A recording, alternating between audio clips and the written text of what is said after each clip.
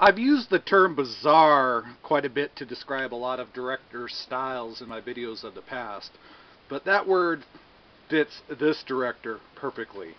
I mean, his style is not only bizarre, it's batshit crazy sometimes. And surprisingly, he hasn't directed a whole lot of films, only really 6 films to date.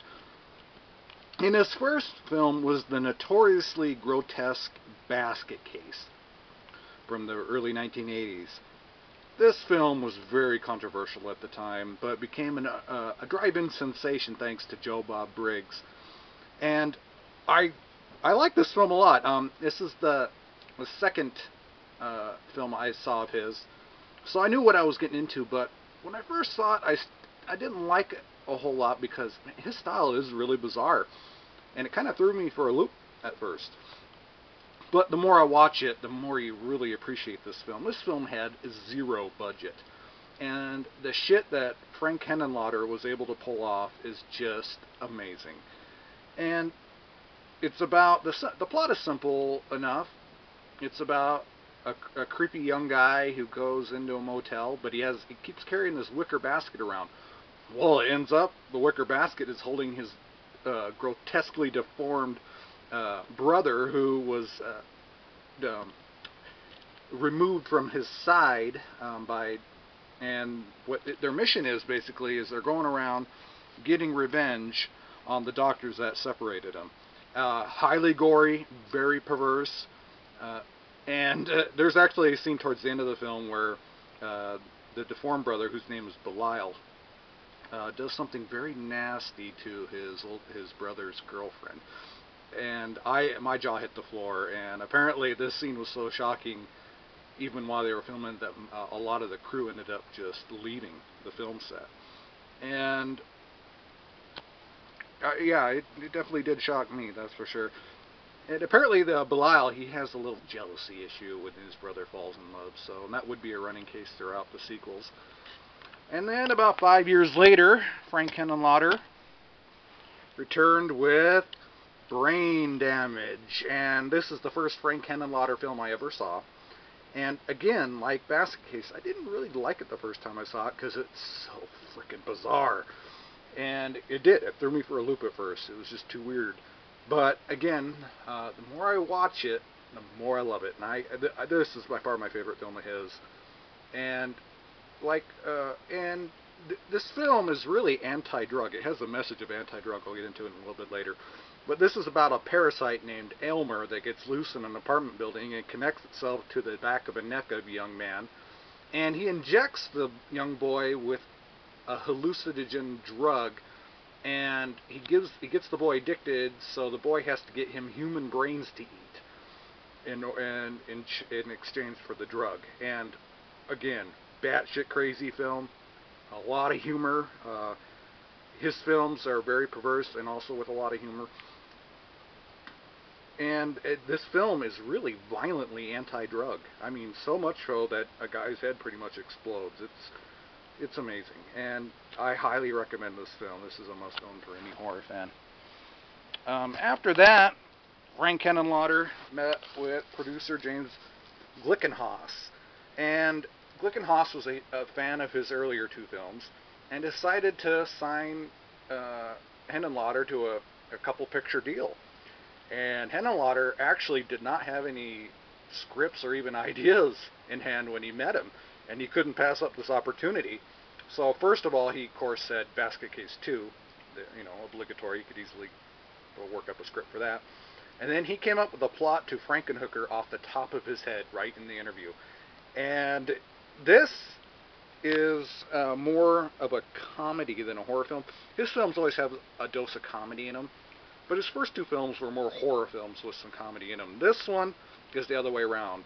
This is a comedy with some horror elements, and it's very enjoyable. It's about a scientist whose girlfriend dies in a tragic lawnmower accident, so he saves her heart, and then decides to use this exploding drug to go around and have hookers use so they explode, and then he uses their body parts to build around his wife or his wife's or fiance's heart so she can live again. And it's really quite funny. The Frankenhooker monster keeps going around the entire city going, "You want a date?" And everyone she kisses explodes, and it is quite humorous. I don't like this one as good as his first two films because it is more of a comedy. I prefer the horror films with the comedy approach as opposed to a comedy film with horror elements. So, but definitely one of a solid third film for Frank Hennenlotter. Then, of course, we come to Basket Case 2.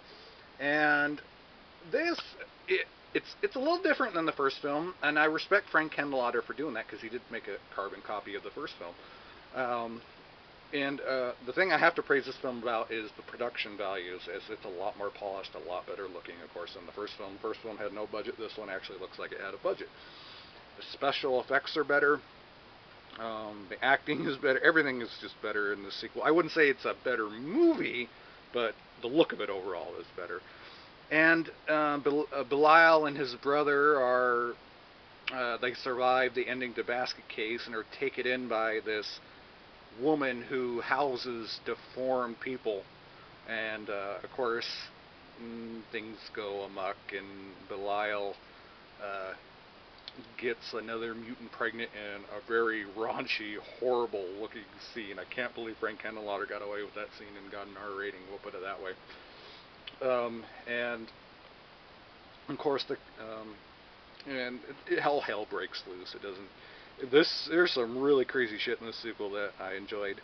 The one thing that did kind of annoy me about this, I can't believe I'm saying this, but some of the other deformed people in this are just too far-fetched. I mean, they're just too silly, overly silly. There's like a guy with a crescent moon head, and they look more like they belonged in a kid's film as opposed to a Basket Case film. And this one also is a lot more humorous, a lot more comical overtones as opposed to the first Basket Case. So I didn't enjoy it as much for that factor as the original.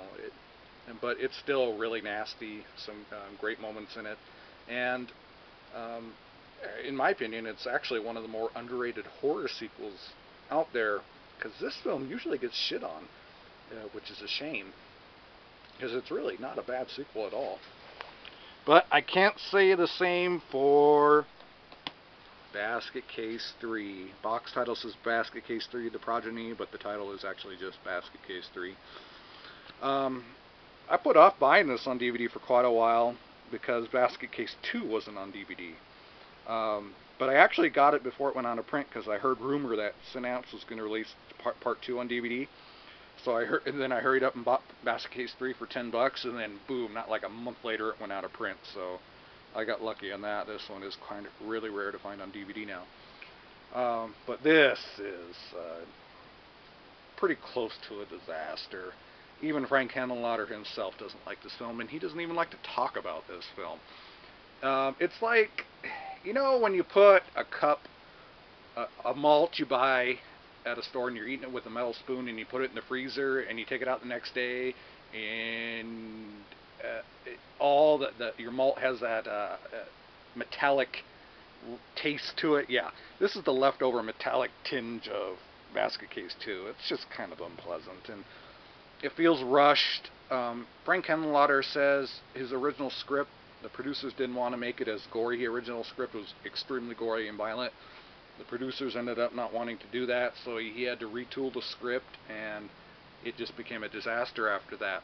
And it continues with a lot of the plot aspects from Basket Case 2. A lot of the same characters return. And, the police discover who they are, and Frank Hennenlotter makes this sequel really cartoony. It's like almost like just a graphic, perverse, gory Looney Tunes tale, and eyes popping out of heads and crap like that. And Belial is a father in this one too, as you can tell from the photo on the front. And the cops kidnap his babies, and of course all hell breaks loose. But this is not a good sequel, and I don't think I would own it otherwise other than to complete the trilogy. I was really disappointed by this one, and but for hardcore fans that want the entire trilogy, if you can hunt it down, it is rare. Synapse is said to be releasing another DVD in the future. I'm sure it'll be a fantastic DVD release like Basket Case 2, but I'll just stick with this one. This is a sequel I'm not going to watch enough to worry about upgrading. So, but that is my Frank Hennenlotter collection. He did recently directed a film called Bad Biology, but I have not heard good things about the film. I can't say because I haven't seen it yet, but I watched the trailer and I can't say I'm really gung-ho to watch it. A lot of my friends that love Frank Hennenlotter's earlier films even hate his new film. So, I don't know. I doubt I'll buy it, but I might watch it in the future just to see what it's like. But a truly, truly bizarre director that makes some pretty wild, out there movies. So, that's Frank Hennenlotter for you.